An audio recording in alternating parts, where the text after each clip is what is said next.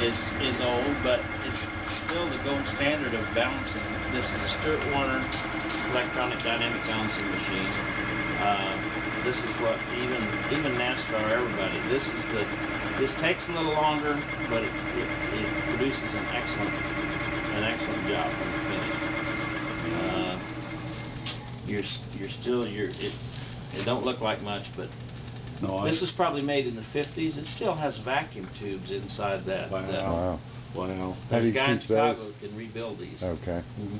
We've had to send the head off of the whole thing. Most of it stays here, but you just send in the guts. You take the guts out of that thing and send it in. And if you're interested, this is I can give you a little enlightenment on what he's doing on how you balance a crank assembly. Obviously, you assemble it without the rods on it, you see, and then you weigh the rods, the pistons, the rings, pins, clips, and all that stuff. And you weigh each end of the rod. You weigh the big end of the rod and the small end of the rod. And this weight is separated into what we call reciprocating weight and rotating weight. The rotating weight is everything that's right there on the crank pin. That'll be the big end of each of the rods, the cages, and the roller bearings. The reciprocating weight is the pistons, the rings, pins, clips, and the small end of the rod. And then to calculate a bob weight, which is what he's got bolted on there, is a bob weight made up of a certain amount of grams.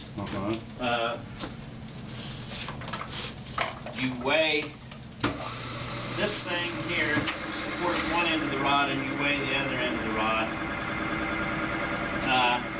Then you take the reciprocating weight, you take a percentage of it and add it to the rotating weight to come up with a total bob weight. What he's got on, the one he's got on there now apparently it was 2,000 grams roughly. 2,002 grams. And then when we finish, he's balancing,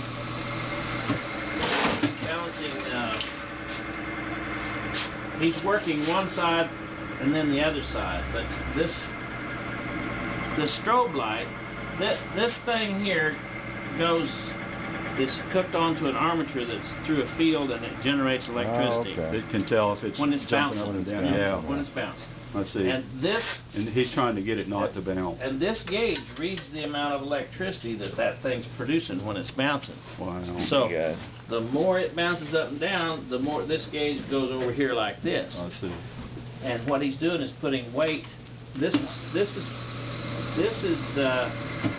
shining on actually at 90 degrees to the heavy spot. Is that correct? And then you figure out where the heavy spot is, and you go opposite the heavy spots. Put the clay on, so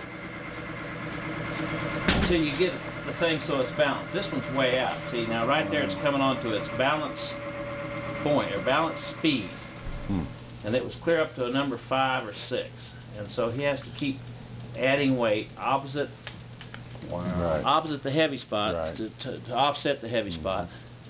Pretty soon he'll get it so it's down here, looks like it's kind of halfway balanced, and then he'll start drilling holes in the heavy spot over here on this drill.